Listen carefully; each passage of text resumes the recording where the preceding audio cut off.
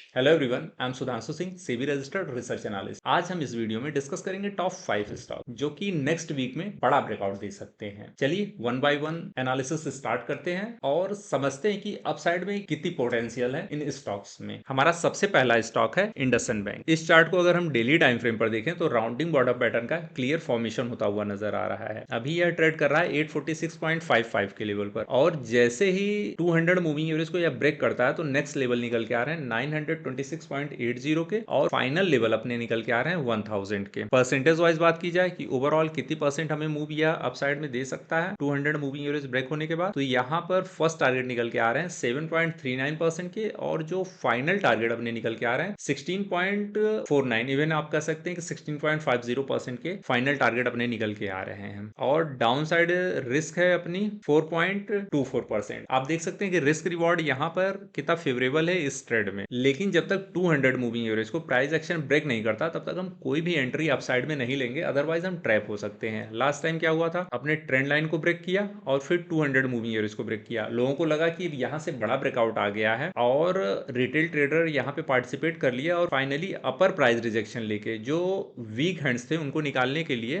Price action काफी तेजी से नीचे चला आया और अपने लोअर लेवल को ये रीटेस्ट करके फिर से ग्रीन कैंडल का फॉर्मेशन कर दिया और जैसे ही 200 को ब्रेक करेगा फिर यहां से हमें अपसाइड में बड़ी मूव देखने को मिलेगी। अब बात करते हैं अपने नेक्स्ट चार्ट पैटर्न की, निफ्टी 50। इस चार्ट को देख के लग रहा है कि ये काफी बुलिश है। लास्ट टाइम यहाँ पर सिमेट्रिकल ट्रायंगल पैटर्न का फॉर्मेशन हुआ था, ब्रेकआउट भी आया और वापस आके रीटेस्ट किया। मैंने आप लोगों के साथ शेयर भी किया था कि यहाँ से एक बड़ा ब्रेकआउट आने वाला है। आप देख सकते हैं मेरे टेलीग्राम चैनल में 8 नवंबर में मैंने शेयर किया था कि सिमेट्रिकल ट्रायंगल पैटर्न का फॉर्मेशन हुआ है निफ्टी के चार्ट में और यहां से अप साइड में काफी तेजी से निकल सकता है। वही हुआ, काफी तेजी से निफ्टी अप साइड में यहां पर निकल गया। आप देख सकते हैं करीबन 3.5% की मूव यहां पे हमें देखने को मिली। निफ्टी के चार्ट में 3.56% की मूव हमें देखने को मिली ब्रेकआउट आने के बाद। निफ्टी इस ट्रेंड लाइन से अपर प्राइस रिजेक्शन लेके 26,260 के लेवल से रिजेक्शन लेके 26,068 के लेवल पे ट्रेड कर रहा है। और कुछ लोग सोच रहे होंगे कि अपर प्राइस रिजेक्शन ले लिया, आप काफी तेजी से नीचे चला आएगा, बट ऐसा नहीं होने वाला। यहां पर आप देख सकते हैं कि प्राइस एक्शन अप ट्रेंड में है, आरएसआई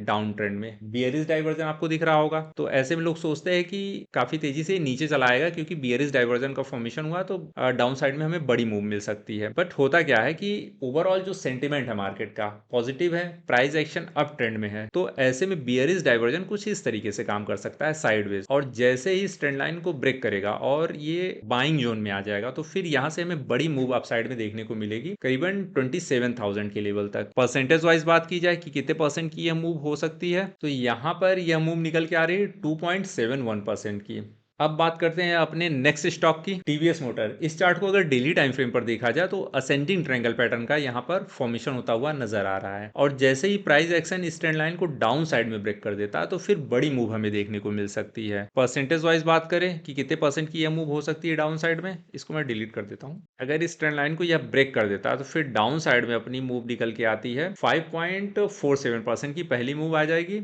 और अप साइड जो रिस्क है 2.23% का। बहुत ही क्लियर है, रिस्क रिवॉर्ड यहाँ पे भी काफी फेवरेबल लग रहा है और इसको हम ट्रेल करके और भी नीचे ला सकते हैं। ये तो हो गई हमारी पहली कंडीशन। लेकिन अगर टीवीएस का चार्ट क्या करता है कि यहाँ से ऊपर जाता है और अपर लाइन को ये ब्रेक कर देता है तो यहाँ से भी हमें बड़ी मूव अपसाइड में देखने को मिलेगी। परसेंटेज वाइज इस मूव को भी अगर कैलकुलेट किया जाए तो भी हमें 5% की अपसाइड में मूव देखने को मिलेगी और डाउन साइड का रिस्क भी सेम रहेगा 2.17%। तो रिस्क रिवॉर्ड दोनों ही साइड फेवरेबल है और टारगेट भी दोनों साइड के यहाँ पर फेवरेबल है टीवीएस मोटर के चार्ट में। लास्ट टाइम हम लोगों ने यहाँ पे काफी बड़ा प्रॉफिट बुक किया था। आप देख सकते हैं सिमेट्रिकल ट्रायंगल पैटर्न का फॉर्मेशन हुआ था, अभी असेंडिंग ट्रायंगल पैटर्न का फॉर्मेशन हुआ है और यह अप साइड में हमें बड़ी मूव दे सकता है। अप साइड में 3,677 का लेवल और डाउन साइड में 3,235 का लेवल। टारगेट एक बार अचीव होने के बाद हम फिर से इसको एनालाइज करेंगे कि अब प्राइस एक्शन क्या कर सकता है। नेक्स्ट अपने चार्ट पे चलते हैं।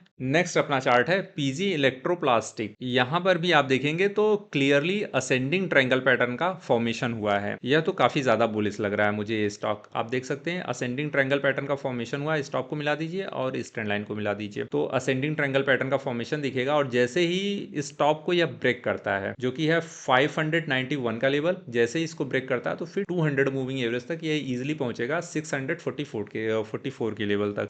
परसेंटेज वाइज बात करें कि कितने परसेंट की यह मूव हो सकती है, तो जैसे इस ट्रेंड लाइन को ब्रेक करेगा अपनी एंट्री एक्टिवेट होगी और यहां से हमें मूव निकल के आएगी पहली मूव, क्योंकि 200 मूविंग एवरेज से यह एक बार रिजेक्शन ले सकता है, तो इसलिए अभी हम 200 तक लेके चलेंगे। उसके बाद फिर देखेंगे 8.38% की मूव हमें यहाँ पे देखने को मिल सकती है जैसे ही ब्रेकआउट आता है पीजी इलेक्ट्रोप्लास्टिक के स्टॉक में। और डाउन साइड रिस्क है 4.57, मतलब रिस्क रिवॉर्ड फेवरेबल है। 1:2 की ट्रेड यहाँ पे बनती हुई नजर आ रही है और फाइनल टारगेट अपने निकल के इस कैंडल के ऊपर आ सकते हैं करीबन 24%। और यकीन मानिए इस स्टॉक में जैसे ही ब्रेकआउट आता है तो टारगेट अचीव होने में बहुत ज्यादा टाइम नहीं लगेगा। ये जो 8% का टारगेट है ये तो एक ही 2 दिन में अचीव हो जाएगा और हो सकता है कुछ टाइम तक रुक के 10 से 15 दिनों में ये पूरे 24% के टारगेट हमें देखने को मिल सकते हैं इस स्टॉक में। काफी बुलिश मुझे लग रहा है। ब्रेकआउट आने में हो सकता है 2-4 दिन 10 दिन का टाइम लग जाए, लेकिन जैसे ही ब्रेकआउट आया फिर टारगेट अचीव होने में टाइम नहीं लगेगा। अब चलते हैं अपने नेक्स्ट स्टॉक की तरफ, इन्फोसिस के चार्ट को अगर आप देखेंगे तो अगस्त से ही यह रेंज बाउंड ट्रेड कर रहा है। इस दो चैनल के बीच में यह ट्रेड कर रहा है और जैसे ही चैनल का ब्रेकआउट आएगा 200 मूविंग एवरेज भी यहीं पे है, आप देख सकते हैं 200 मूविंग एवरेज यहीं पे है, और जैसे इसका ब्रेकआउट आएगा फिर अपसाइड में हमें बड़ी मूव देखने को मिलेगी। परसेंटेज वाइज बात की जाए कि कितने परसेंट की मूव हो सकती है तो 22.88%। ब्रेकआउट आएगा, ब्रेकआउट आने के बाद हो सकता है एक बार रीटेस्ट करे, थोड़ा सा ऊपर गया फिर आया रीटेस्ट किया फिर निकल गया, लेकिन यहाँ ओवरऑल हमें 22.88% की मूव अपसाइड में देखने को मिल सकती है। 1931 के लेवल तक इन्फोसिस जा सकता है ब्रेकआउट के बाद। यह है हमारे 5 ब्रेकआउट पैटर्न जो कि